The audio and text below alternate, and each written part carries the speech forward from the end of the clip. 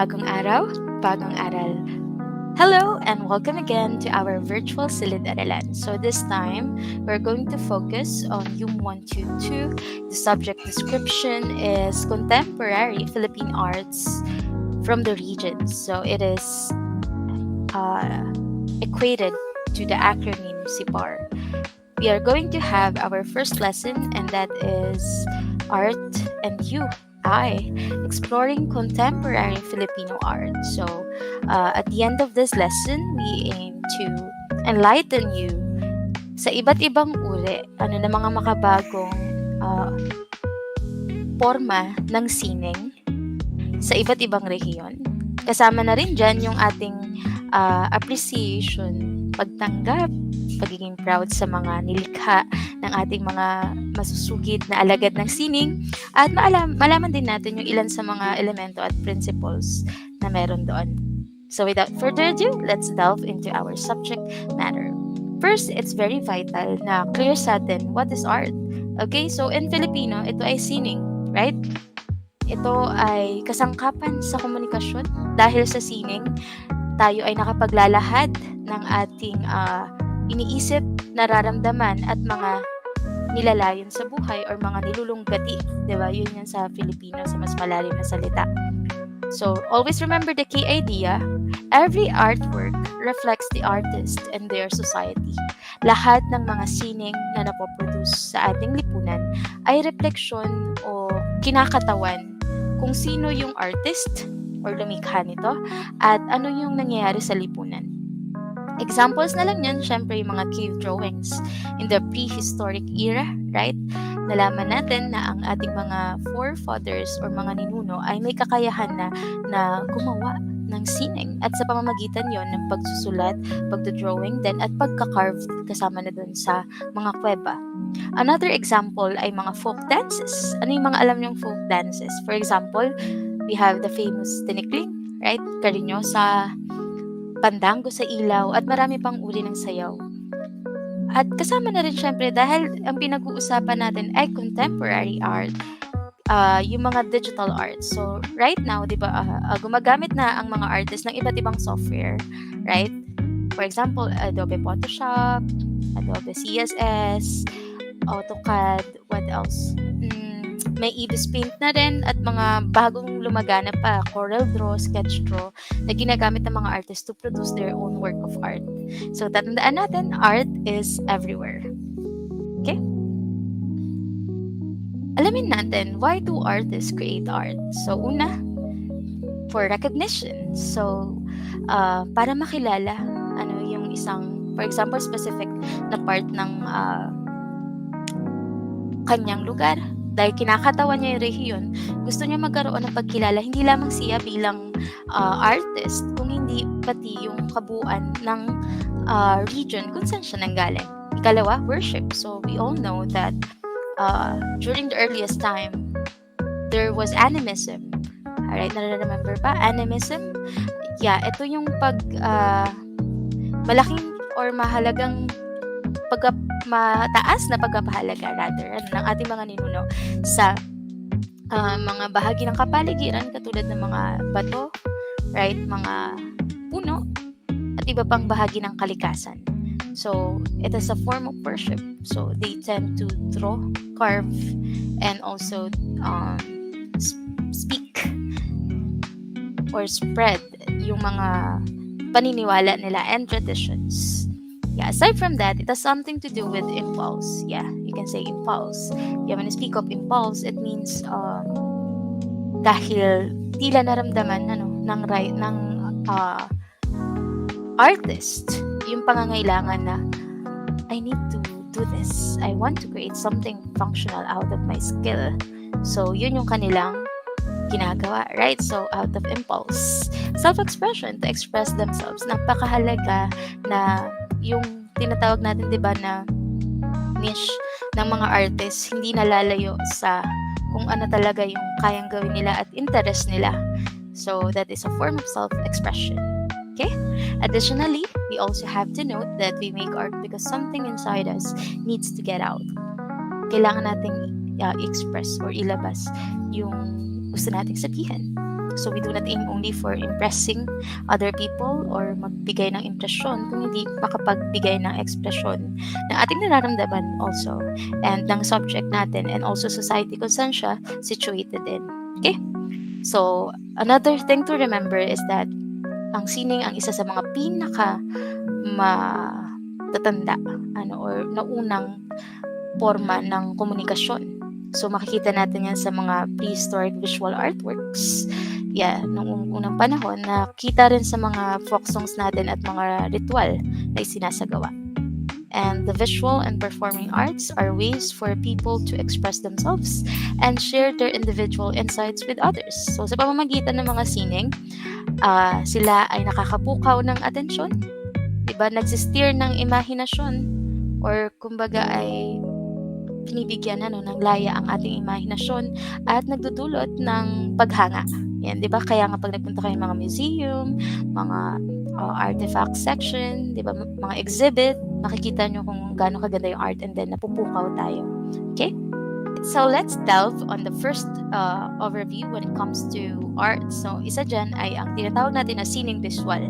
Siyempre, ito ay mga bahagi ng sining na kung saan ito yung na-appreciate ng ating mga mata or sight.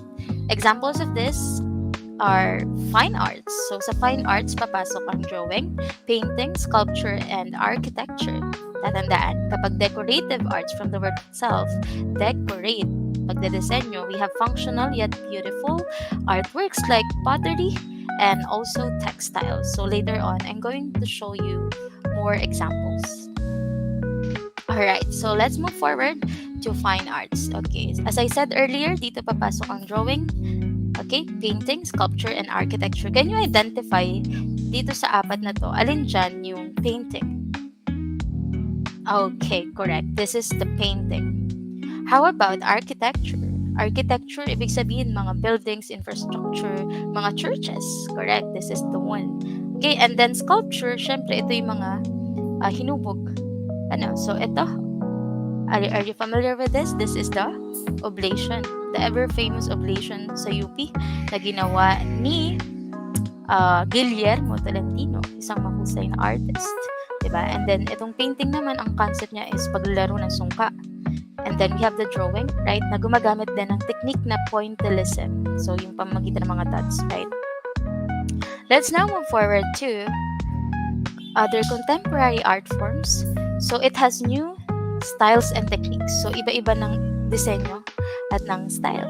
So, examples of this are textile arts, just like this. Hinabi. Imagine yung intricacy, yung effort ng artist na i-disenyo siya part by part. Diba? Sobrang laking respeto natin sa mga artist na gumagawa ng textile arts. Or yung mga, mostly saan ito makikita? Yeah, I presume marami sa Baguio, right? And also other parts of the country, Kalinga, yan, sa Cagayan, 'di ba? Maraming gumagawa rin ito. Ini-import natin, ina-export natin pa ito sa ibang bansa, 'di ba? So something that we shall be really proud of. Yung gawang kamay, 'di ba? Manual labor ng mga gumawa. Okay? So now let's move forward to glassware. So glassware, from the word itself, it is made out of glass. Just like this, 'di ba? Stained glass. Gumawa sila ng parang lampshade. 'Di ba sa mga ancestral house, marami nito. What else? Ito, may tatak ng Philippines, and then we have the copita, or lalagyan ng wine or alak. Okay? Next one, we have assemblage. Yan. Assemblage, from the word itself, we assemble, pinagsasama-sama. Just like here, di ba? Meron tayong makikitang buto, merong buto ng mabangis na hayop, merong magnifying glass, mga larawan, chess pieces, compass, yeah? And then, merong ditong botelya na may mensahe. Yan, and then tila tabak, and then dito naman assemblage, di ba? Ang ganda nito, parang symbolism siya ng mga indigenous people na nakatira sa coastal areas, di ba? So naka-elevate sa bato yung mga PC at saka yung kahoy na ginamit na nakabuo ng bahay, di ba? So see how amazing it is, right? So next, let's move forward to collage. So collage, Diba? Patchwork, pinagsasama-sama natin yung iba't ibang shapes and colors para makabuo ng isang imahe. Yeah, this is also laborious or time-consuming, diba? So, imagine yung pagiging realistic na mabuo siya in general, right? That is collage. That's how we do it. We patch. Tatagni-tagni yung mga shapes and colors. So, mostly gawa siya sa magazine. What else? Sa mga colorful papers. O kaya naman sa mga patapon ng bagay, and then dun siya, yun yung ginagamit. So, imagine how elaborate it is. Okay? Next, we have jewelry. Yeah, when we speak of jewelry, mga alahas. Okay, so we can see here yung mga alahas, di ba, ng ating mga artist na ginagawa, mostly inspired noong mga unang panahon. Yeah, mostly gawa sa ginto. Di ba, merong mga earrings, merong something like a bracelet, bracelet na nilalagay sa kamay, and then also mga kwintas. Yeah, kasama dyan yung sa makabagong panahon, di ba, unti-unti binabalik na yung mga paggamit ng local materials like shells, di ba, kapis shells, and other types of minerals then makakagawa tayo ng matibay at also tatak Pinoy na mga alahas. Mahilig ba kayo mangolekta niyan, or you have family members who are really fond of collecting them? Yeah, speaking of gold jewelry, I asked my previous students, bakit nagsusuot ang ating mga ninuno ng mga mostly gold na alahas? And they told me na dahil para magmukha silang mayaman, or dahil nga galing sa maharlikang pamilya. Tatandaan, yeah, according to some historians, kaya sila nagsusuot ng gold is they believe it is a passageway or pathway for the kaluluwa, right, to have a faithful and a worthwhile life habang nasa mundong ibabaw. So, kumbaga, naniniwala sila doon, nagsusuot sila ng gold as a protection and also a passageway nga ng mga anito. Okay, so that's the reason behind that. Hindi lang para mag-flex, right? Or yung flexing culture na tinatawag na natin ngayon. Okay, next we have furniture. Mostly, syempre, sa bahay ito. Syempre, sa mga cafeteria at iba pang uri ng buildings, makakita tayo lagi ng furniture. So, furniture also emerges from using marbles and also cement. Diba, gumagamit na rin ng mga ratan, abaka, anahaw, and other local materials, diba, na pride natin mga Pilipino. So, we are trying to give life, diba, sa mga local materials out of this to make furnitures. Okay, next we have installation art. So, installation art, it came from the word install, right? So, ini-install or nilalagay sa specific area. So, example of this, yeah, our installation arts. Ito, if I'm not mistaken, this was the barikada in University of the Philippines. And then, this is a call, saan kaya? Panawagan para sa malinis na kapaligiran. Kasi alam naman natin yung crisis na kinakaharap ng bansa sa aspeto ng kalikasan, right? So, madaming environmental degradation na nangyayari. So, itong installation art ay isang panawagan doon. Kumbaga, parang protest art na rin siya in a way. And this one shows the intricacy or pagkakaroon ng magandang disenyo at pattern na binuo yung artist. So, lahat ng mga artists, meron silang causes kung bakit nila ginagawa yung art. Okay, for aesthetics ba yan? For protest, for social commentary, or for showing pride in the beauty of such place. Next, we have performance art. So, performance art has something to do with using your body or yung bodily kinesthetic movements, diba? So, examples of this, we have, nakapanood na ba kayo yan? So, I hope you will experience watching live at theater play, diba? Mga pagsasadula. Yan, and also, mga musical, diba? Yan, yung mga pagtatanghal na may kinalaman sa mga pangkat or group sa Pinas. Diba? Mas makikilala natin sila, yung tatak atin, kung susubukan din natin bigyan ng pagkakataon sila na mapanood at tangkilikin. So, next we have contemporary art forms, digital art. So, as we can see here, diba, ginawa siya gamit ang mixed media.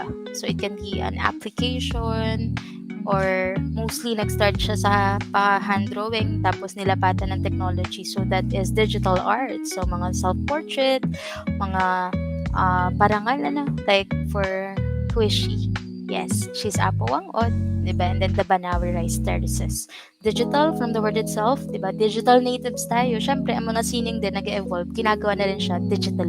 May mga nagko-commission pa nga, right? Sa Fiverr or other platforms, they can sell their own artworks and their skills. Next, we have land art. Land art, mga sining na ginagawa, syempre sa lupa. Yan, kung makikita natin, ito yung isang example, right? Mga shapes, geometric shapes. Ito, if I'm not mistaken, this is in Ayala, somewhere around Manila. And also, this one shows the intricacy or yung disenyo, di ba? Yung magandang paglalapat ng sining sa lupa, di ba? Iba yung ganda rin kapag sa natural environment siya ginagawa.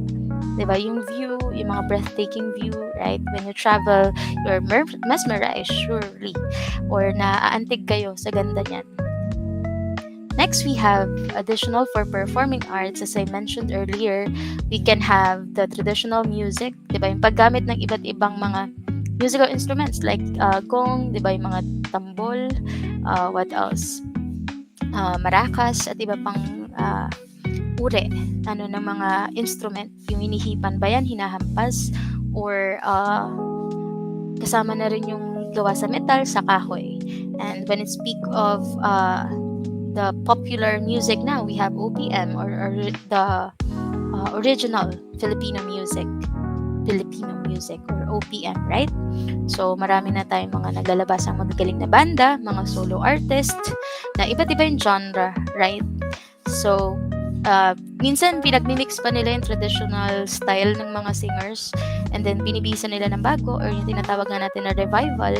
Meron din naman na nag-experiment ng sarili nilang style. So when they were inspired from previous bands or singers, nakikilala sila kasi may sarili na rin silang branding, right? Sino yung favorite yung band? Okay. Performing arts also includes dance like ballet, this one, right? As you can see in the picture, she is Lisa Makuha Elizalde, one of those ballerinas na malaki yung role din sa pagpapalawak ng pagpapahalaga sa ballet, rather. We have belly dance, di ba? Yung kita yung, syempre, belly. So, sumasayaw sila, flexible yung katawan, right? Mga break dance, katulad nito. Improvisational dances. So, may mga competition, patimpalak, pride din ng Pilipinas sila. Okay? Next, we have theater. So, papasok dyan ang mime. Yeah, puppetry. Okay? And then, tragedy, opera, musical theater, and traditional theater. So, ito ay excerpt Lolo Pascual himself in Ibarra, a musical. So, this one naman shows the local color or daily activities ng mga Filipinos, di ba? May Carabao, may gangsa or bibe. And then merong mga characters and meron pang heroic just like Bonifacio himself, mga katipunero. So iba-iba din ng timpla ang direktor at manunulat. Syempre pati yung mga aktor na nagkakandak ng theater. Okay, one good theater that I have watched was Ang Huling El Bimbo. Have you ever watched that? It was really a good take on the issues of war and drugs embedded on the song of Eraserhead's Huling El Bimbo itself. Okay, so yeah, let's move forward now to Filipino artistic tendencies. We have different jeepney art forms. So example of this uses the airbrush portraits and landscapes. So observe kayo pag nagra-ride kayo or sumasakay sa jeepney, syempre kailangan magbayad, huwag mag 1, 2, 3. So kidding aside, diba, we can see a lot of artworks. Merong mga action stars, depende sa preference ng driver or yung mismo may-ari ng jeepney. Diba? Pero yung colors, diba, yung letterings, makikita natin kung gaano masining at malikhain ang mga Pilipino. Merong mga superheroes like Darna, Wonder Woman, Western man yan or Eastern principles, diba? Present siya. Meron pang mga Bible quotes, imahe ni Jesus Christ, at marami pang iba. Okay. Another one is that Filipino tend to have multifunctional art. Multifunctional art means mixing the media and installation gamit syempre yung mga local or indigenous materials natin. So for example, mga woods, mga fibers like abaka, rattan, what else? Other types of woods na dito mostly makikita sa Pinas, 'di ba? Indigenous materials. Those are what we call multifunctional art. And another one is the rhythmic patterns. Katulad ng mga pinakita ko sa inyo kanina, 'di ba? Ang mga artist natin sa Pilipinas ay stylized kung gumawa. Meron silang harmony na present, 'di ba? Tila pag kinumbine mo siya, meron siyang iisang impression or kakintalan na iiwan sa'yo. Right? That's harmony, and it really shows our Filipino psyche or yung ating identity, 'di ba? Yung ating pag-iisip, yung ating kultura bilang mga Pilipino. So, laging may rhythm. 'Di ba? May pattern siyang sinusundan, yes.